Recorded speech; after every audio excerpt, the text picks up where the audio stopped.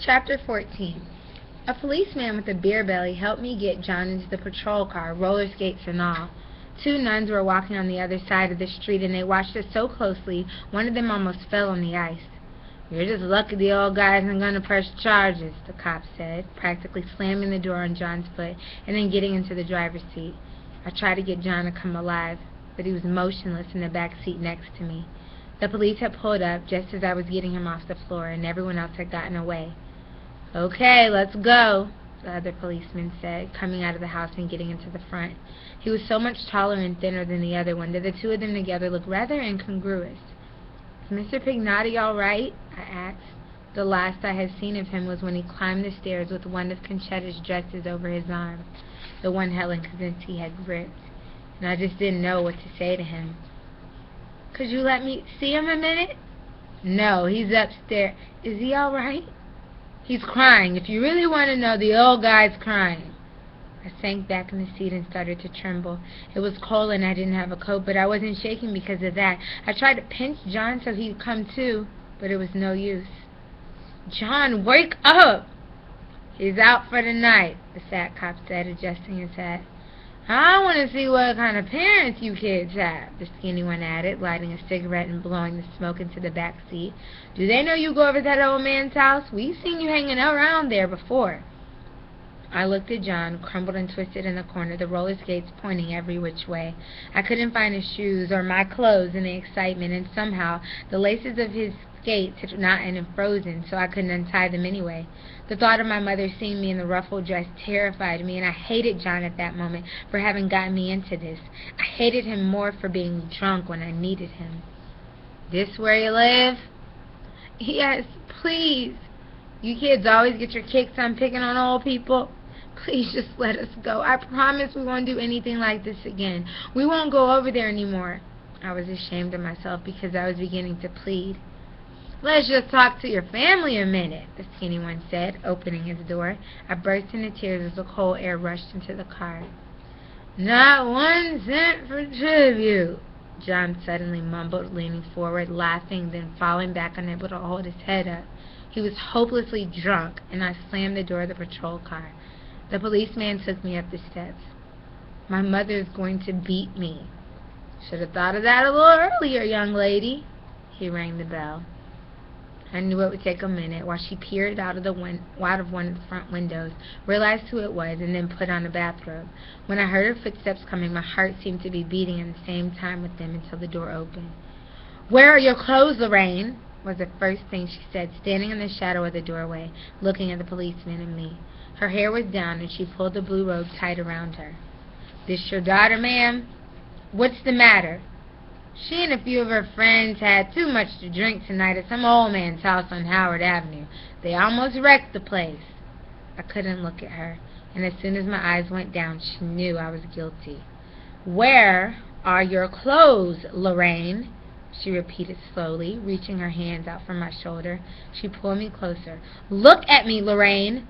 Her eyes burned into me. "What are you doing in this dress?" I opened my mouth and tried to get the words out but couldn't speak. Tears began to roll down my cheeks, and she raised her hand and slapped me. "No, Mother!" I screamed, and even the policeman jumped and looked sorry he had brought me to the door. "Get inside," she ordered, and her voice had switched from hysterical to the commanding, like I'd often heard it do when she was working as a nurse. She always had the ability to deal with doctors and policemen if she was forced to. I had just enough time to get out of the dress, wash the smeared makeup off my face, and put on a pair of pajamas before I heard the front door slam, which I knew was for my benefit. A moment later, she was in the doorway, looking at me, the expression on her face somewhere between disbelief and disgust. "I didn't do anything wrong," I said slowly, unsure of what her next move would be. I wanted to scream the thoughts that were flashing through my mind at her. I wanted to tell her how she didn't know anything about me, how she hadn't noticed I happened to be a human being myself, that I wasn't still the little girl that waved from the window when she stood at a bus stop.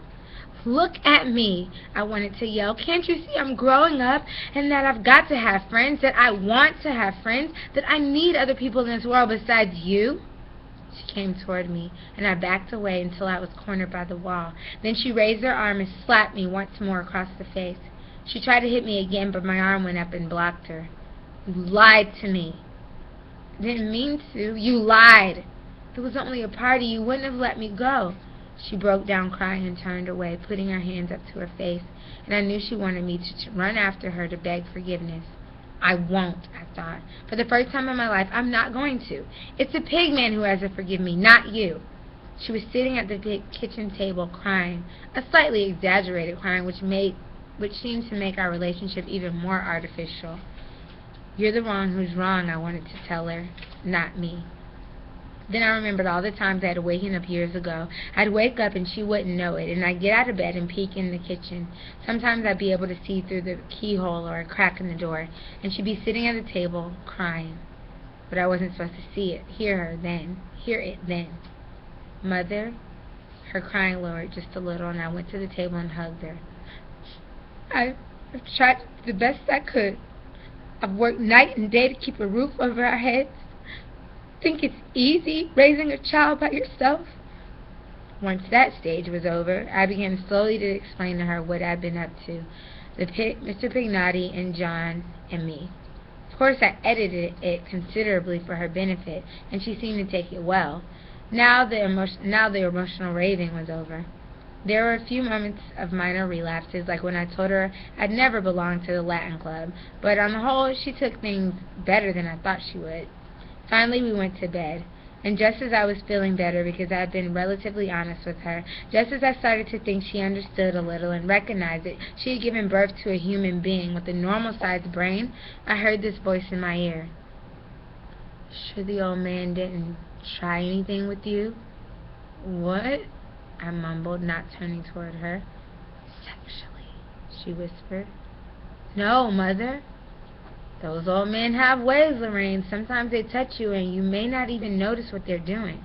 Good night, Mother, I said, rearranging myself with finality, knowing she could never really understand. I felt tears rolling down my cheeks onto the pillow as I remembered the condition of Mr. Pignotti's house. Would he think we had forsaken him and deliberately ripped his wife's clothes, viciously broken the pigs? I wanted to phone him and say, Mr. Pignotti, we didn't mean things to work out like that. We were just playing. Play. I couldn't get the word out of my mind. I remembered a cat playing with a rubber ball somewhere, a kitten a girlfriend had gotten for her birthday, and it was hiding behind a chair leg, eyeing the ball, stalking it. The kitten knew what it was because had been toying with it all along, but now it attacked, claws drawn, trying to sink its teeth into the soft rubber. Look at the kitty play with the ball, the girl's mother had said. The cat attacked the ball as if it were a living thing. I remember thinking it was practicing for when it might have to kill to survive. Play was something natural, I remember thinking, something which nature wanted us to do to prepare us for later life. I am a handsome European businessman and you are in love with me. Stop it, John. Come to me, my darling. One kiss is all I ask. Please, stop. You look beautiful. Do you mean it? A boy with a mustache, a girl with a feather. Then I fell asleep. Lorraine, I heard my mother call. I opened my eyes just enough to see her standing over me in her white uniform. The morning light was painful. Those nylon stockings you brought home, what about them? You didn't do anything bad for them, did you? No, Mother, I said, burying my head in the pillow and wondering at just what point that little thought had come to her. She came in and out of the bedroom several times, and I pretended to be asleep. Just before she left for work, she said loudly, Don't think I'm through with you yet. You get this house cleaned up, and I'll talk to you when I get home. John gave the one-ring signal about 11 o'clock, which is much earlier than I had expected, because I thought he'd still be unconscious. We met at the corner. He looked very disheartened.